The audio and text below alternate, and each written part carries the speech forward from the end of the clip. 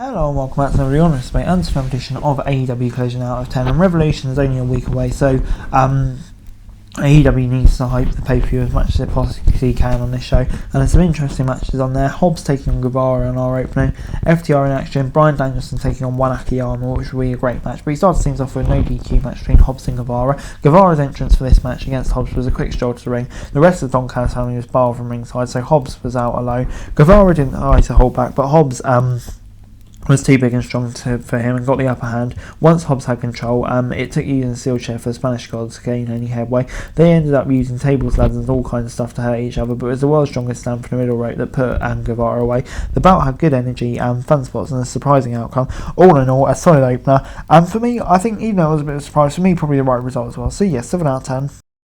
We then saw FTR taking on Shane Taylor Promotions. Mox and Claudio gave a promo direct to FTR before they came out. All four of these men are great wrestlers and with grid striking ability. Taylor's a powerhouse brawler, but Moriarty more similar to FTR, how he uses his technical ability. Moriarty would have competitive sequences with each opponent, and Taylor would come in and clean house. The match had good pace and used all four men's individual styles well. FTR pinned Moriarty, which was predictable but logical. They gave a promo after the match and promised to defeat the BCC, so that worked well as well. I think, building up to that match nicely.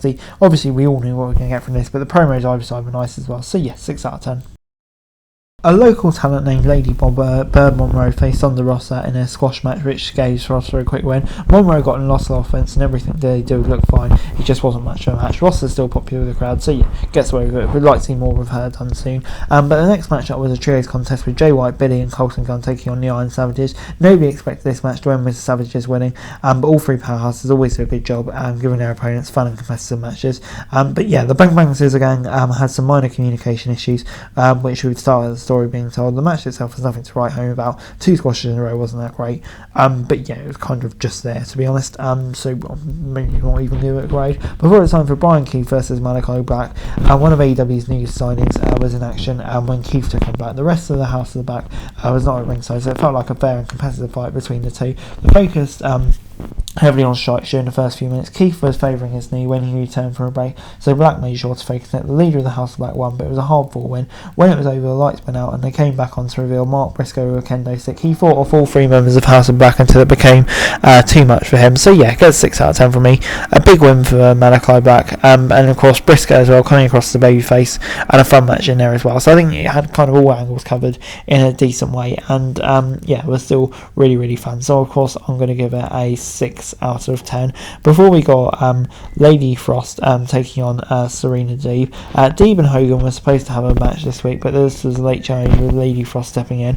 AEW played a few clips of Frost matches in Mexico to give an idea of what she's been up to. Frost had a slight power advantage, but Deeb's technical prowess allowed her to keep things even, but she was often the one in the driver's seat. After a surprisingly long and entertaining match, Deeb picked up the submission victory, grabbing a mic when she was done, and talked about the women's division being on fire. She put the division on notice and said that she was bringing the wrestling back to AEW. That worked nicely and gets a 6 out of 10 from me.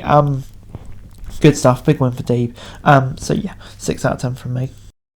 We then got Bryan Danielson taking on One Akiyama. Eddie Kingston was on hand to watch his rival Danielson take on his hero. The first half of his match was steady and methodical. We saw a lot of good technical wrestling as they tried to size each other up. Danielson never felt like the underdog in this match, and often times felt like he was one with the advantage despite being less experienced and smaller. They eventually took the fight out to the ringside and everyone was in right in front of Kingston. This was easily the best and most physical match of the night. Unsurprisingly, the American Dragon's running knee put Akiyama down for the 3 in a fantastic main event. Danielson shook Akiyama's hand and flipped Kingston off. Akiyama slapped him for being disrespectful, so Danielson kicked below the belt. Kingston rushed the ring and beat him down until Claudio made a save. FTR ran down to end the brawl to the show, and really good match, and I like the way they intertwined the feuds like that. So really good stuff on the whole. 7 out of 10 from me, and overall Collision gets a 7 out of 10 from me.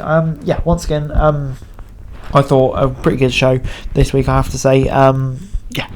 Big win for Danielson in our main event, and lots of matches throughout were pretty entertaining. I think the main event did steal the show, but interesting developments for Revolution. I think we're slowly getting there, and I think the show's looking really, really exciting. So good stuff. 7 out of 10 for this video. Thanks very much for watching. Remember to like, share, subscribe, follow us on our socials, link in the description below for daily wrestling news, meme and content. Subscribe to our other channels on screen right now, that'd be greatly appreciated. Thanks very much for watching. Peace out.